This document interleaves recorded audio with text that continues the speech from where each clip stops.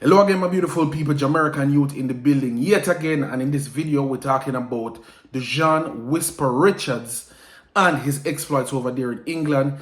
Yes, he has been playing for Chelsea U21 over there. Recently had a game against Aston Villa U21 and scored 2 goals and provided 1 assist, and in a win, a 4-0 win for Chelsea U21 over Aston Villa. So kudos to Dujan Richards. We're going to talk about that in a second. We also want to react to an interview done by Jermaine Beckford, a former reggae boy who had about 6 appearances for Jamaica.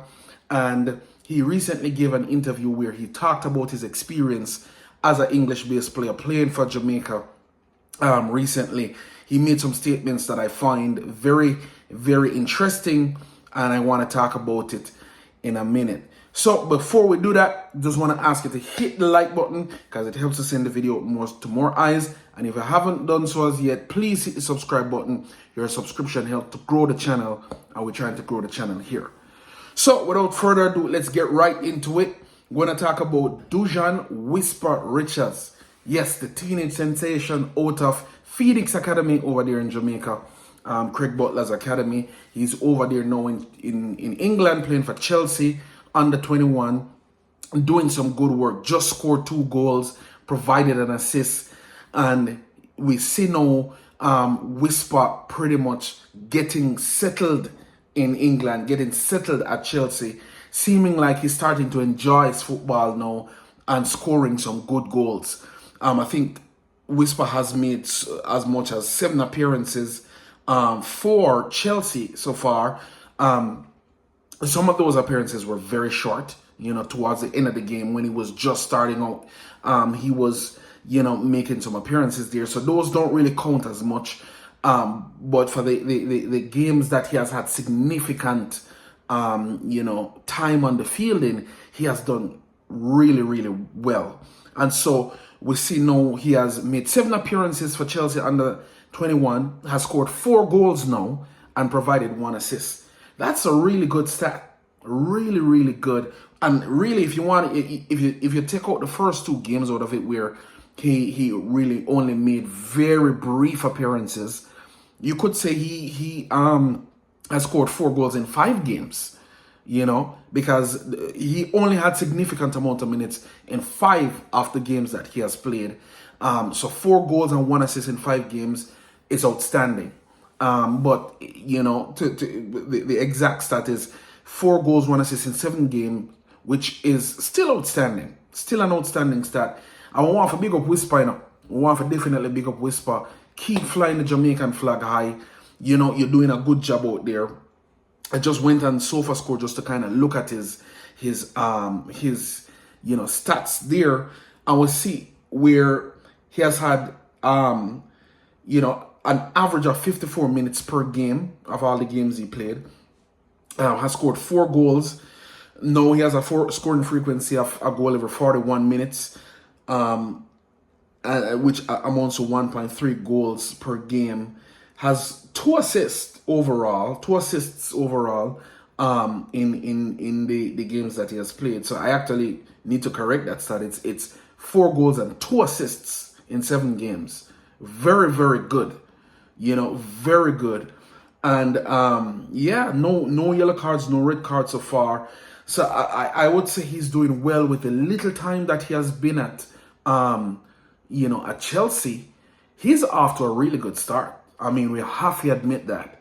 He's off to a really nice start. I mean, you couldn't really ask for a much better start, and one kind of wonders as time goes by and he continues to get his foot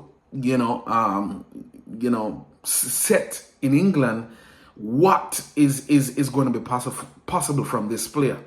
We have a lot to look forward for from this player because he's doing well so far, and with a big up Whisper, doing a good job. Now, if he continues on this trajectory, let's say he finishes out the Prem 2 season on this same trajectory that he's on, let's say he scored another 2 to 4 goals, because that's very possible at the rate he's going now, and finishes the season with 68 goals and whatever amount of assists to have double digit goal involvements in the Prem 2, especially for someone coming in halfway through the season because he just joined in January. You really have to wonder, do we take him to the Gold Cup? Sorry, not the Gold Cup, the Copa America, or do we take him to the Under-20 World Cup qualifiers? Or even the Senior Reggae Boys World Cup qualifiers? It's a good headache to have, really. Because I do believe that the Under-20 needs some strength. So Under-20s could really use a player like Whisper. He would really strengthen the Under-20 team and make us a much more formidable unit in terms of qualification for the World Cup. Right now, to be honest with you, I'm a little nervous about the Under-20. I don't know what will happen because, they remove John Wall as the coach and they put in Jerome Waite. No disrespect to Jerome Waite, but, you know what I mean? Like, it would have been nice to see the John Wall continue the project that he started and not really shift him out of the position midway through the project. And I know that the excuse is that, he was, John Wall was removed because he was needed as the assistant coach for the senior team. I don't buy it. He was too busy. I mean, Jerome Waite is going into the playoffs right now with Tivoli Gardens. Isn't he busy? So I don't buy it. But that's what they said because, I think for the last time when Rudolph Speed came out and said that they suspended the Reggae girls because they suspended the Reggae girls, and then Dennis Trump came out and said, "Oh no, we suspended." No, Rudolph Speed came out and said they suspended the Reggae girls because they breached the contract. But then Dennis Trump came out and said, "No, we suspended the Reggae girls because we wanted to protect them."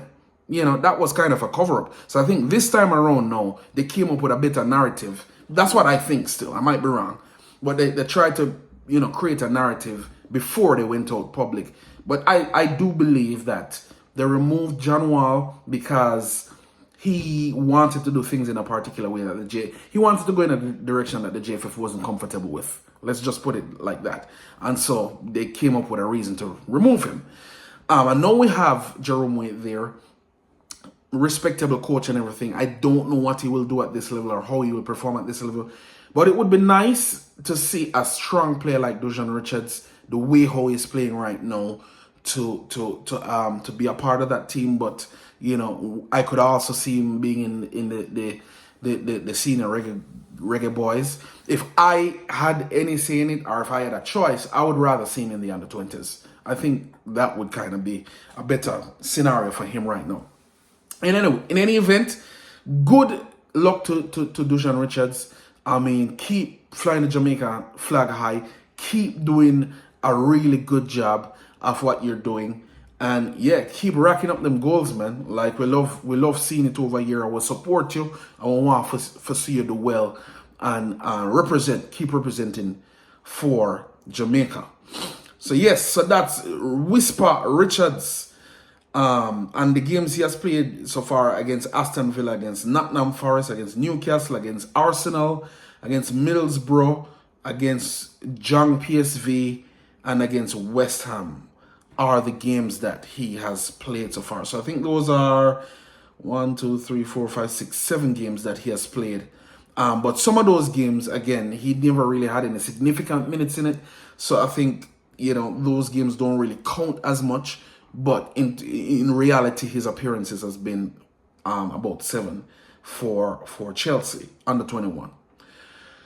All right, so I want to switch to my next topic, which is to talk about Jermaine Beckford. Yes, Jermaine Beckford is a former Reggae Boy player that played for Jamaica, back in the time when Wes Morgan and Gareth McCleary and those guys were playing. I think it's right around either right before Winfred Schaefer or right when Winfred Schaefer came in to start coaching Jamaica's team. One would remember that I think it was Tapa Whitmore that was the coach before Schaefer, and then Schaefer came in.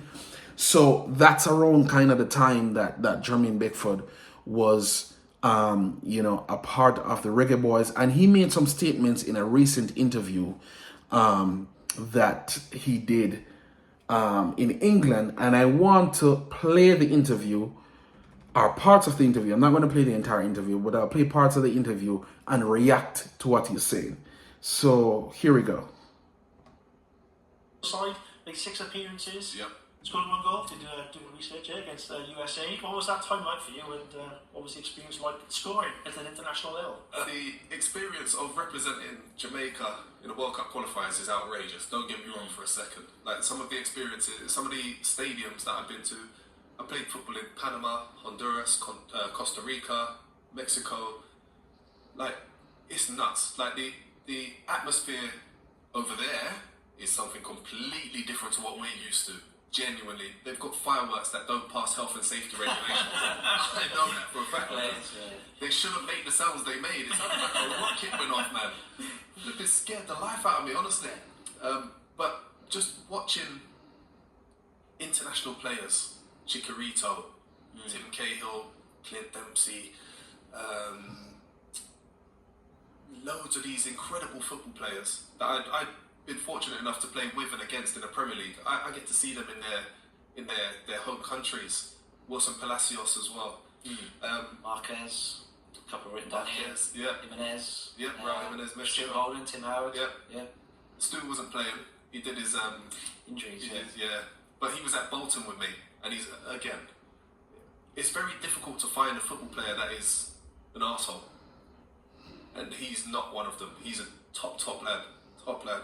Even though he was going through some really tricky and difficult times with his injuries, he was still a glass half full kind of person. He was just always full of energy. So notice he's kind of talking about his experience, playing in CONCACAF, playing against some of the US players, playing against Panama, Honduras, Costa Rica, and what the atmosphere in the stadiums were like, and just kind of how he saw it. It seemed like he kind of really enjoyed going to these different stadiums and experiencing it, and talking about how different it is there playing in CONCACAF and as opposed to playing in England. So let's continue. He was the life of the party, and he works in media now over in the States, and you can see the energy that he exudes. He's fantastic, but those experiences for the national team for me were amazing, but they would have been better if the manager played me in a forward position. I remember my first training session, and he was a new guy, and he said, right, defenders here, midfield here, forwards here. So I stood over there, and he went, no, you defender. I said, mate, I've scored 140 goals. I'm not a defender. And he went, oh my God, I need defender. You're a big guy, defender. I said, mate, if you want me to play defender, I'll be a defender, but I could promise you one thing. I'm going to be All right, so you hear him talking right there about him going to the first, training session in Jamaica, and the manager was a new guy. That's what he said. So I wonder who that coach was, but he said he came in as a striker, and I guess because he was big, he went in the striker role because that's what he did. When the coach said defenders here, forwards here, midfielders here, he went as a forward. That's what he is. The coach, so when the coach said, no, you're a defender, because he was big. And it was like, no, I scored 140 goals, I'm a forward. And it seemed like that the coach wanted a defender. No, there's a little bit of controversy about who that coach was, whether it was Schaefer or it was Whitmore. But he said the coach was new, so I mean, it could be anybody.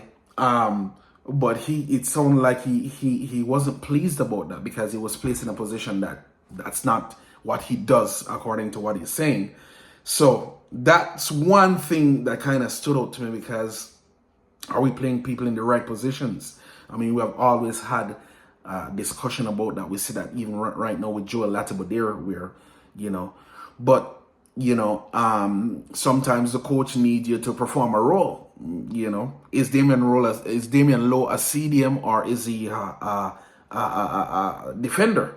You know, he is whatever the coach asks him to be. So I don't know.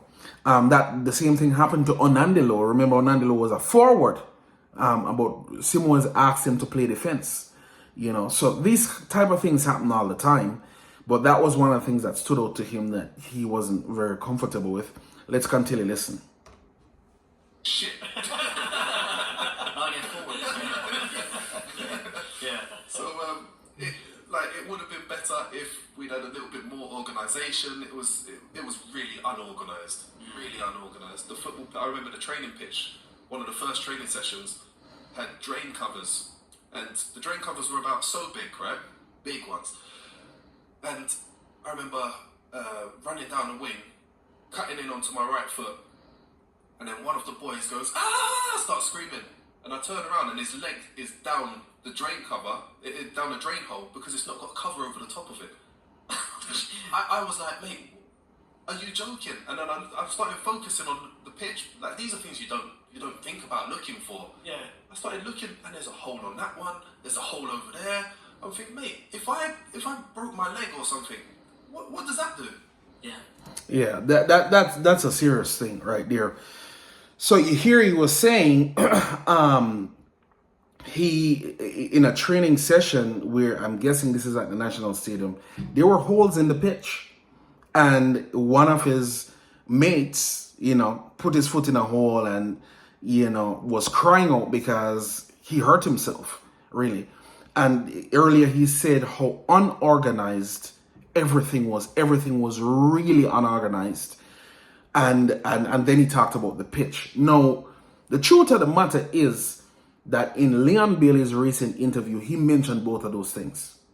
He mentioned the fact that, you know, how unorganized the JFF was, which I know all of us can agree with. A lot of us can agree with how unorganized they have been in the past, and, you know, it's still happening now, you know. And we can also agree about the pitch, even as recently as the last World Cup qualifying game that was played, the most recent World Cup qualifying game that happened at the National Stadium, with the Chris Brown concert going on, and, you know, Jamaica and Canada playing that game. We were all worried if the National Stadium pitch was going to be ready to host a game. And, you know, I don't know what happened. They got it up to as good a level as they could, but look at what happened in that game. Mikel Antonio got injured in that game. And I have to really wonder if the quality of the pitch had anything to do with it. And the thing about it is, with West Ham, they are so concerned about how Mikel Antonio is treated. That is why I think you didn't see Mikel Antonio in this Nations League window. I think you will see him in the Copa America because it's in the summer and he will have a lot of time to recover if he gets injured. And also the fact that the Copa America is being played in the US, so they will be more based in the US. But they didn't send him to this Nations League window because I think of what happened the last time when he came to represent the national team on that pitch. It's still happening now. And this is something that we need to take, we have to be more serious about as a JFF and as the nation's football. This guy has been playing, I think when Schaefer was here was back in the 2014, 15, 16, 17 time period there, like thereabout. And the type of things he's talking about is still happening in 2024. That's a decade ago. That's 10 years ago. And it's still happening now. And we talk a lot about, oh, we don't have the money, Jamaica don't have the money, it's a third world country, this and that. At what point are we going to put away all of the excuses and say, look, it doesn't cost you to be professional? Who is the one that said that? I think it was Hallgrimson himself. It doesn't cost money to be professional. It doesn't cost money to be organized. That is what he's saying. Everything was unorganized. Right? It doesn't cost money to be organized. You can be organized without not having money. Right? It doesn't cost money to be professional. So everything is not about Jamaica not having money. Even that National Stadium pitch, is it on a schedule to be watered? Like right now, for example, let's think about the next World Cup qualifying game that's coming up in June. Is the National Stadium pitch on any type of schedule to be watered and prepared to be at a world-class level for that World Cup qualifying game? Is there any schedule written, or is that going to be something that maybe a few days or two weeks out from the game, then they start to say, hey, we're having it in 2 weeks time, let's get the stadium pitch ready? Is that how it is? You know, because it's still happening. The last time we played a World Cup qualifying there, Mikel Antonio got injured. And I think that it had something to do with that pitch. Right? The pitch wasn't ready. They had the Chris Brown concert on it. And then they tried to, as we would say in Jamaica, them beat it up. And for have the pitch so that the game could be held. But it wasn't in the best condition at all. And it doesn't even give us an advantage as Jamaicans. You know, because when we play in it, we don't even play well at home anytime. The whole idea of the office is gone out the window. You know, so that he said was very pointed to me, because it's still happening. You know, I don't know if since Hargrimson's coming now, the training sessions for the Reggae boys have gotten better and more organized. You'd have to talk to the players. Maybe things have gotten better, but still there are things lacking. But like the things that he just mentioned about the organization and about the quality of the pitch, those things are still happening today. And this is not a good look for us. Every time you hear anything about the JFF in the media, it's something negative. You know what I mean? We have to start putting things together. We can't. I always wonder. Look how many good pitches they have in the USA and England. We can't have one good pitch in Jamaica, and then we say, oh, it's because we don't have the money. So with all of the resources in Jamaica, you can't get together one pitch, one out of the many, even one. I know we don't have the money, but can't we put together one good pitch? One. You know, that is just, I can't understand that. And you know, to hear him talking about this, a player that played for Jamaica 10 years ago, a decade ago, and 10 years later, we're still having those same problems.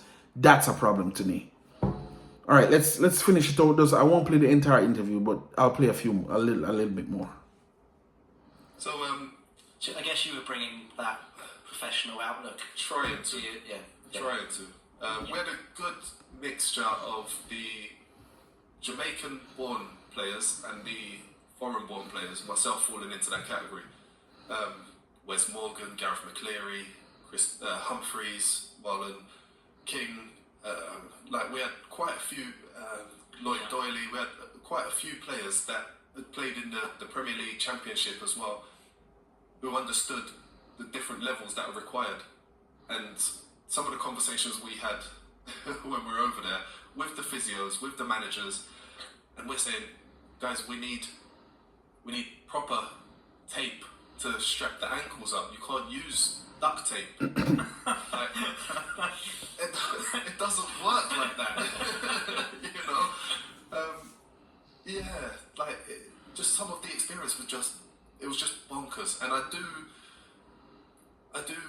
wish that it was a bit more professional in that aspect, but at the same time, from where it was when I was there to where it is now, obviously you haven't still speak to a lot of the guys. Yeah, it's come on leaps and bounds. So I like to think that because of some of the conversations that we've had during my time there, we've helped them to get on the right path. Mm-hmm.